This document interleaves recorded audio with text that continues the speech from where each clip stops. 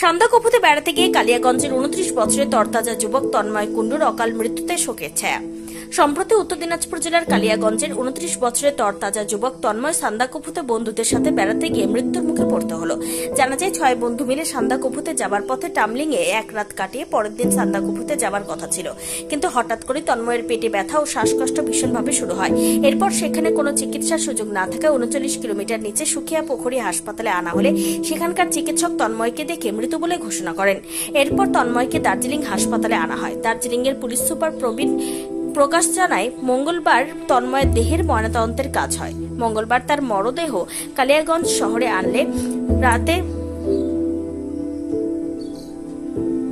দার্জিলিং এর police super প্রবীণ প্রকাশ জানায়, মঙ্গলবার তন্ময়ের দেহের ময়নাতদন্তের কাজ হয়। মঙ্গলবার তার মরদেহ কালিয়াগঞ্জ শহরে রাতে আনলে কালিয়াগঞ্জ শহরে শোকের ছায়া নেমে আসে।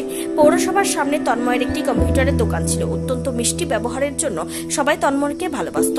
কালিয়াগঞ্জ পৌরসভার পৌরপিতা রামনিবাস সাহা তন্ময়কে শেষ দেখতে তার বাড়িতে গিয়ে তার প্রতি শ্রদ্ধা জানায়।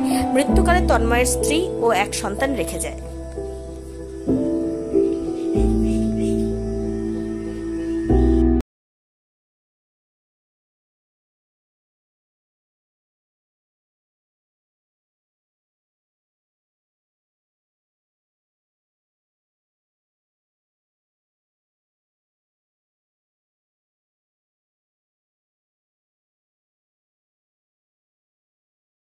আপনি কি একজন বই প্রেমী, কিংবা আপনি কি বই পড়তে ভালোবাসেন কিন্তু আপনার পছন্দ মতো বই কোথা থেকে ক্রয় করবেন ভাবছেন?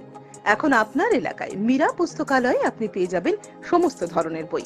যেমন এখানে পাবেন স্কুল কলেজের পাঠ্যপুস্তক, বিভিন্ন চাকরির পরীক্ষার বই, এছাড়া ধর্মগ্রন্থ, শিক্ষামূলক সামগ্রী, অফিস স্টেশনারি, ড্রয়িং সামগ্রী এবং খেলাধুলার সরঞ্জাম মীরা পুস্তকালয় থেকে ক্রয় করতে পারবেন।